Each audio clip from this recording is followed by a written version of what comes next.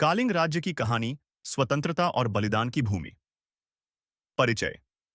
कालिंग वर्तमान उड़ीसा और आंध्र प्रदेश का कुछ हिस्सा। प्राचीन भारत का एक शक्तिशाली और स्वतंत्र राज्य था। यह राज्य समुद्र के किनारे स्थित था और व्यापार, कला, संस्कृति व शिक्षा का प्रमुख केंद्र था। कालिंग अपनी आजादी और गौरव के लिए जाना जाता था। कालिंग का इतिहास। स्थान। कालिंग वर्तमान उड़ीसा में स्थित था। इसके दक्षिण में आंध्र, उत्तर में मगधा और पूर्व में बंगाल की खाड़ी थी। राजनीतिक स्थिति। कालिंग एक स्वतंत्र और शक्तिशाली राज्य था। यह मौर्य साम्राज्य के विस्तार में बाधा बन रहा था। धार्मिक दृष्टिकोण। कालिंग में हिंदू धर्म के साथ साथ बौद्ध धर्म और जैन धर्म का भी प्रभाव था। कालिंग युद्ध 263 ईसा पूर्व।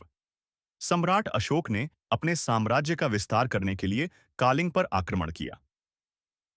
यह युद्ध अत्यंत विनाशकारी था। कहा जाता है कि लगभग 1 लाख लोग मारे गए और हजारों घायल या बंदी बने। युद्ध के बाद अशोक को गहरा पश्चाताप हुआ।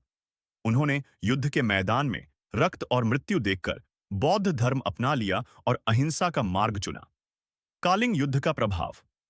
कालिंग युद्ध भारत के इतिहास का एक बड़ा मोड़ था। सम्राट अशोक ने उसके बाद कोई युद्ध नहीं लड़ा।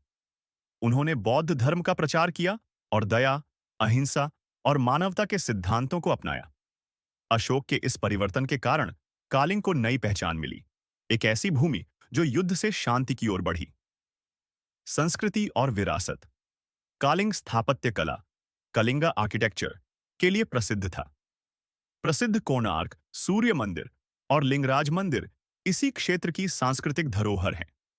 कालिंग के लोगों ने व्यापार, शिल्पकला और साहित्य में भी योगदान दिया। निष्कर्ष।